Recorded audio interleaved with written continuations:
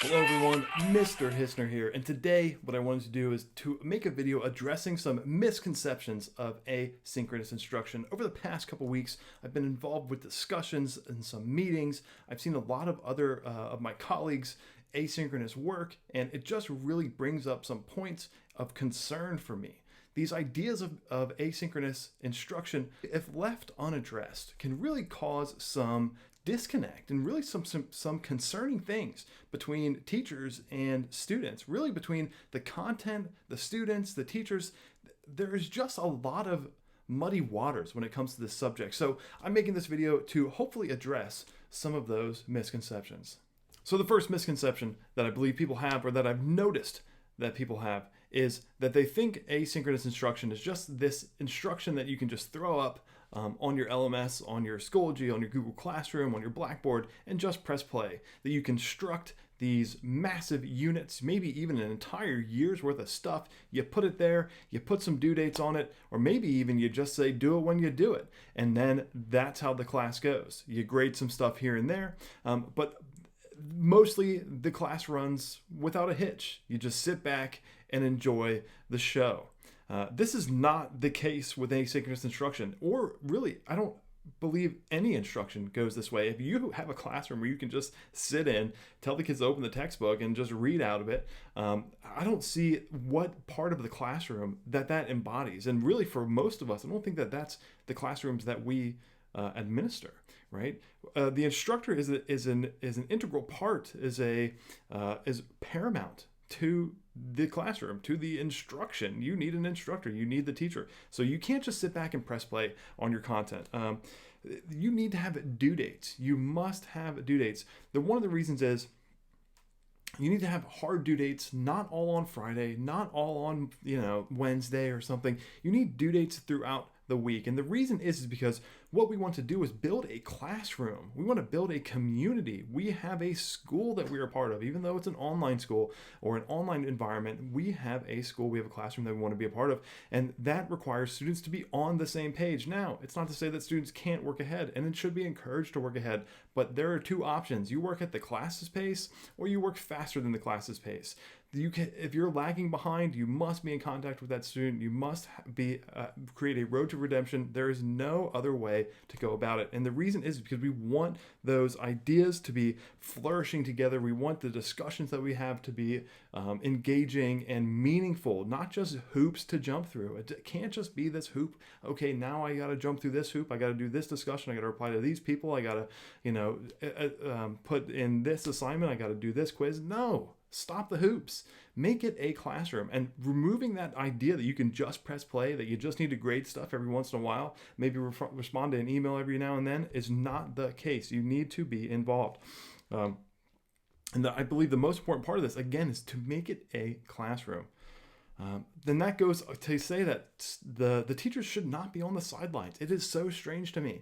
It is so strange to me that somehow in these asynchronous instruction, these asynchronous courses, it just is a folder with folders nested in folders with instruction, not even modules, but instruction just nested in folders and folders.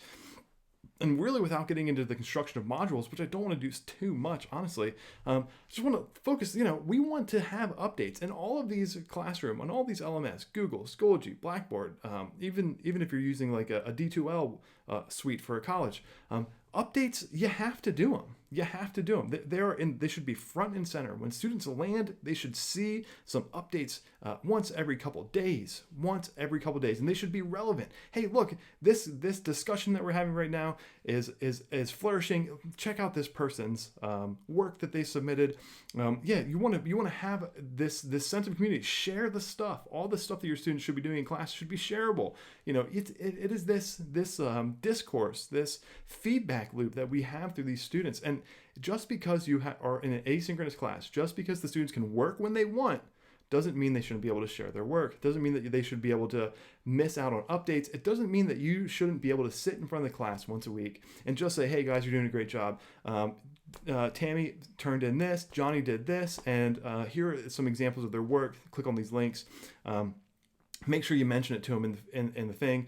And if you feel like something I missed, let me know. And really, like, you should really once a week, at least once a week, make a 3 to 5 minute video addressing the class, what's going on, where they should be, how they should be feeling. This is what we do in the beginning of class basically every day.